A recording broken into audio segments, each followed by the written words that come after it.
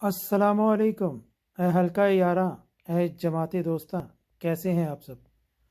امید ہے کہ آپ سب خیریت سے ہوں گے، اور اللہ تعالیٰ سے دعا ہے کہ وہ آپ کو ہمیشہ اپنی حفظ و امان میں رکھے۔ جلال بادشاہی ہو یا جمہوری تماشا ہو، جدا ہو دین سے سیاست تو رہ جاتی ہے چنگیزی۔ ہم نے اپنی زندگی میں کبھی کسی سیاسی جماعت کی پہچان کسی قرآنی آیت کو بنتے نہیں دیکھا، یہاں تک کہ کسی مذہبی جماعت کی پہچان بھی کوئی قرآنی آیت نہیں بنی۔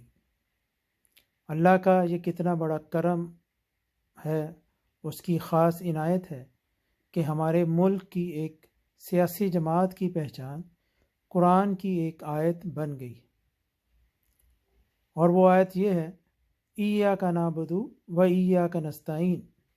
اس سیاسی جماعت کے لیڈر کو خدا پر کتنا یقین ہوگا اور اس کے کلام پر اس کو کتنا بھروسہ ہوگا کہ اس نے اپنی ہر تقریر سے پہلے یہ آیت تلاوت کرنا شروع کی، اور اب یہ آیت اس کی سیاسی جماعت کی پہچان بن چکی ہے۔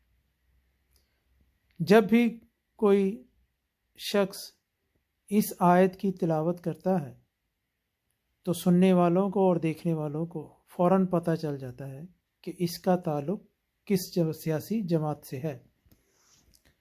اللہ کرے کہ ہم اس آیت کو اپنا نصب العین بنائیں، جیسا کہ اس لیڈر نے بنایا ہے، اور وہ اس پر قائم ہے۔